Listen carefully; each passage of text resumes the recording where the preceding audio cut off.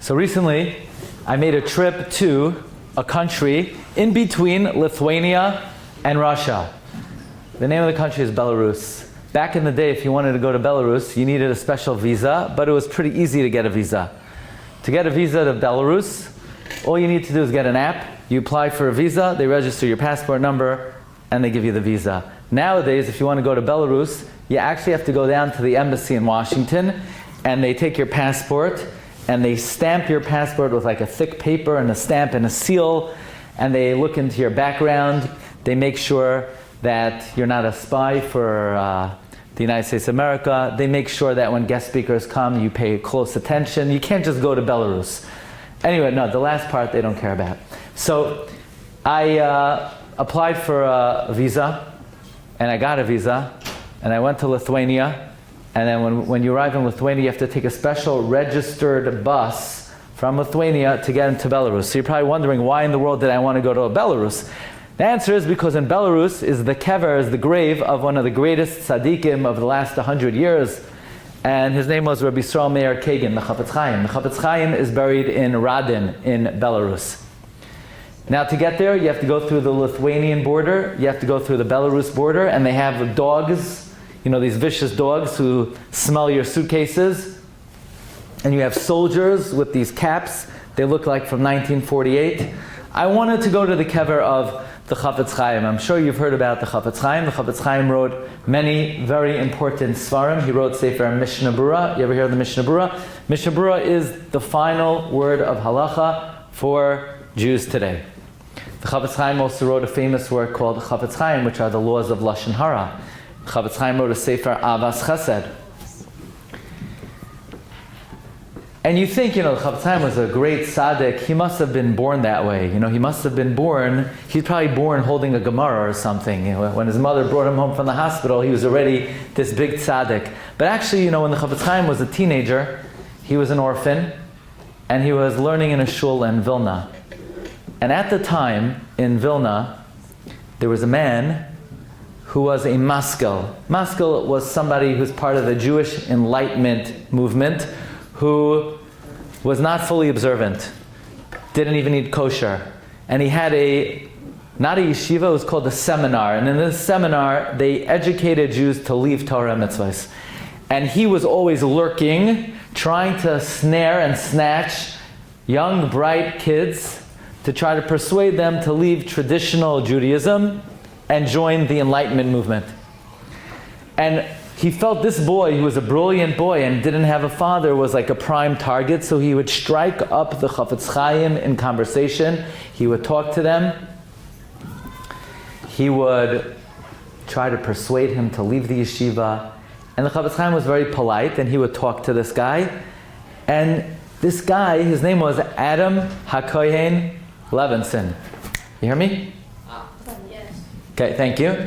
Adam HaKohen Levinson. And one time, a water carrier came over to this Chafetz Chaim, to this boy, and he said, "Why are you talking to the water carrier? Why are you talking to this Levinson guy? He just wants to capture you. He wants to ensnare you. He wants to take you out of the yeshiva." The Chafetz Chaim ran out of Vilna, and he went to a different city, and he never returned. For the rest of his life, the Chafetz Chaim would say that the water carrier of Vilna saved his life, and saved the Mishnah Berurah, and saved Sefer Chafetz Chaim, because had he fallen prey to this Adam HaKohen Levinson, he would have perhaps left Judaism, never would have written the Chafetz Chaim, never would have written the Mishnah Berurah. Friends, in life, there are decisions sometimes you have to make that you think they're innocuous. You think it doesn't really make a big difference. You could be in high school, and sometimes you're deciding which path in life should I take. Should I try harder in learning Torah? Should I try harder in doing mitzvahs? And you think it doesn't really matter. It will only make a small difference. But in the long run, there are small decisions in life that will change the course of your future, of your family, and the future of Klal Yisrael. I want to share with you, there was a man by the name of Bilam. You ever hear of Bilam? Never heard of Bilam?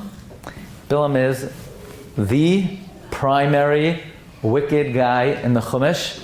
He was hired by Balak to stand on the top of the mountain overlooking the Jewish people and to curse the Jewish people. He was like a sorcerer. He was a magician. He is the paragon Rasha.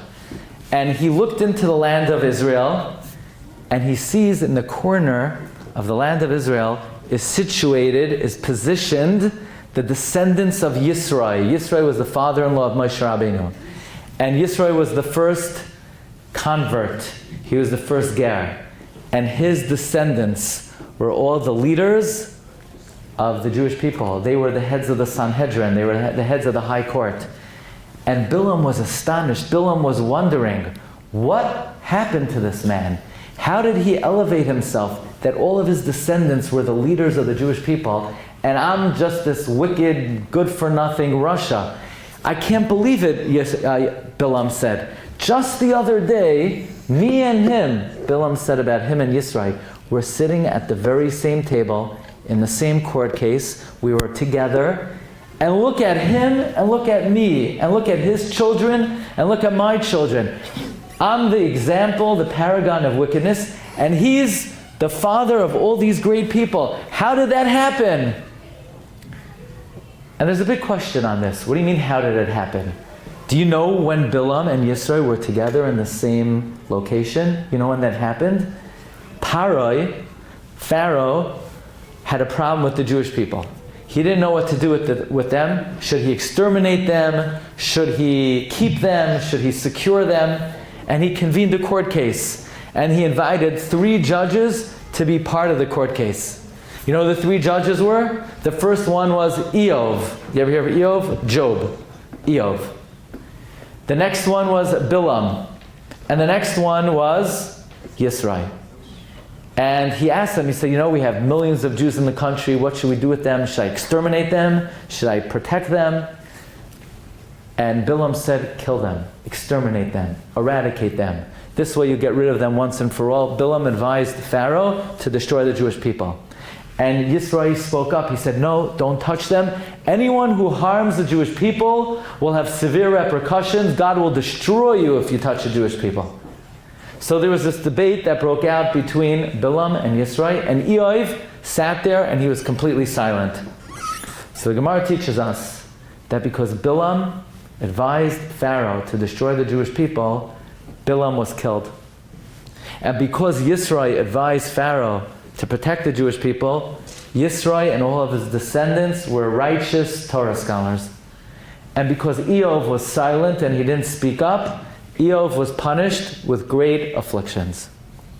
So what exactly was Bilam wondering about? Bilam said, I can't understand it. How is it that I'm this wicked guy and my children are all wicked, and this guy Yisro, he's righteous and all his children are righteous? What do you mean, how did it happen? Because Bilam made the wrong decision.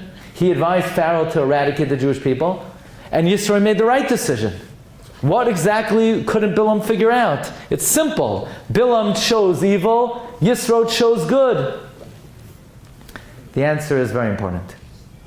The answer is what Bilam didn't understand was he was sitting at the same speech next to Yisro. And they each one were thinking, how should I behave? How should I act? What should I tell Pharaoh? It probably dawned on Yisro, maybe I should tell Pharaoh to eradicate the Jews, then he'll elevate me, he'll promote me. And it dawned on Bilam, maybe I should make the right decision and tell Pharaoh to protect the Jewish people. But in the final moment, Bilam chose wickedness and Yisro chose goodness. But what Bilam couldn't understand was they were both in life in the very same spot. They were on the same level. They were sitting next to each other in yeshiva. How could it be that from one decision in life, Bilam was plummeted to the depths of wickedness and Yisro was propelled to greatness? And what he learned from this was that there are turning points in our life, that we always have to make a certain decision. And that decision could reverberate until the end of time.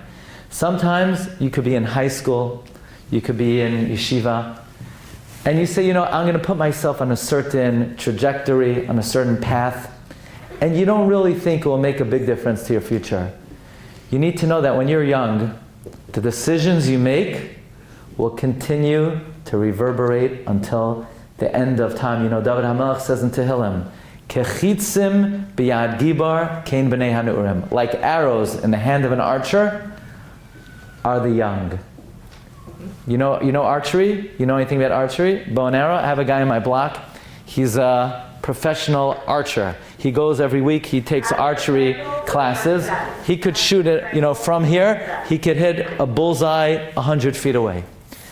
Why is a young person like an arrow? The answer is, because anyone who knows anything about archery knows that if you tilt that arrow just a little bit, just a tiny bit up, it might only make a millimeter of a difference here, but it will make hundreds of feet of a difference off in the distance. And if you tilt that arrow a little bit below, it will only make a little difference here, but it will make a tremendous difference off in the distance. Now, as a young person, you're a teenager, the decisions that you make today will make major ramifications to your future. Sometimes a person, doesn't take their time seriously when they're younger. They say, when I grow up, then I'll take things seriously. No, the decisions you make today in terms of your commitment to Torah, your commitment to mitzvot, your commitment to halacha will make all the difference in the world. Now, we're now in the month of Elul. Elul, we're preparing for Rosh Hashanah. I want to share with you a very interesting halacha that we learned from this week's parsha. The final topic in Parsha Shoftim, the final topic in this week's parsha is the subject of Egla Arufa. What's Egla Arufa? If you find a slain body and you don't know who the murderer is, so the Torah says, you don't know who the murderer is, we need to figure out who's responsible. So what we do is we measure to the closest city. And whoever is the closest city, we hold them liable for the death of this individual.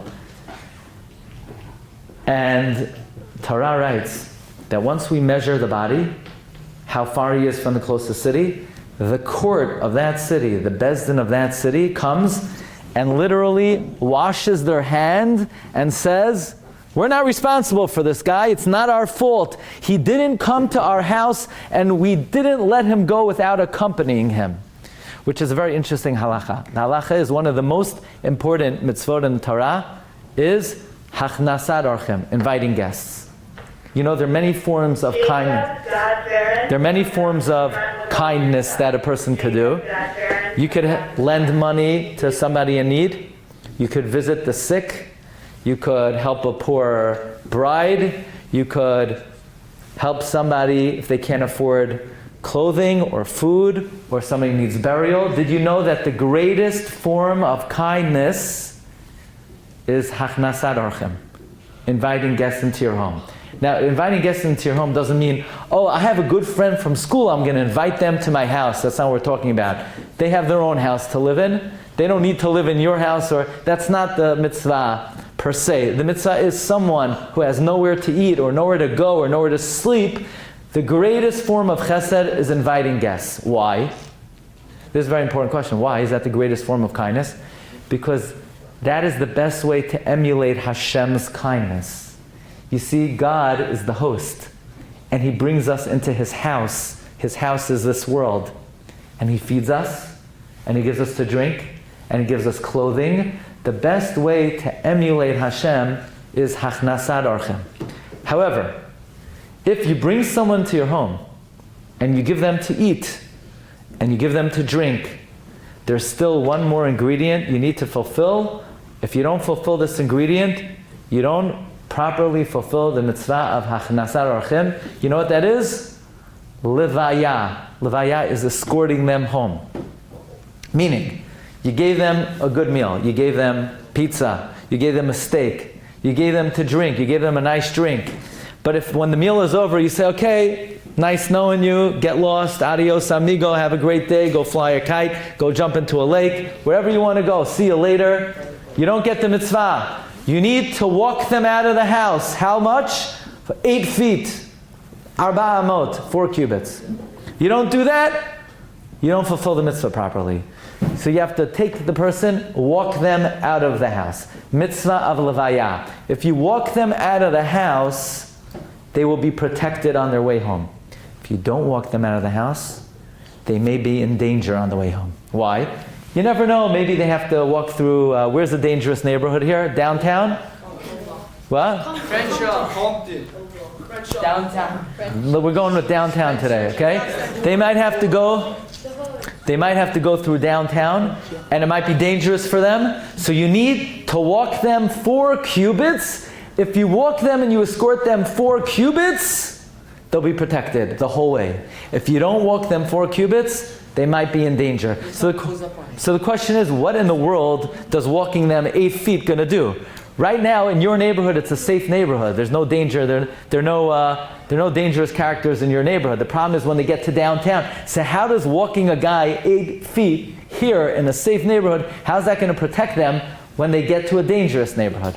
You ready for this? One of the most important commentaries on Shas, on the Gemara, is the Marsha. The Marsha uncovers the secret of this Gemara. You ready for this? It says the Marsha, if you walk someone 4 cubits, you can't walk him the whole way home. You don't have time. You don't have 3 hours to walk him home. You have a life also.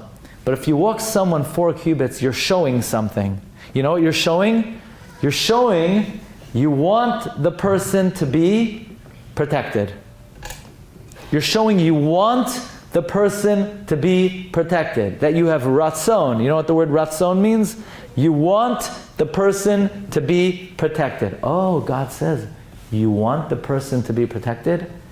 Then you've activated a great principle. That principle is Ritzon Yireyav Ya'aseh. God fulfills the will of those who fear Him. So you show you want the person to be protected, God will protect the person. All you did was you walked 4 cubits, 4 amos, 8 feet. But if you do a small act to show Hashem what you want, Hashem will help you get there. And this is one of the most important principles in life, especially when you're young. You know, you go to yeshiva, sometimes you think, you know, one day I want to learn the whole Gemara.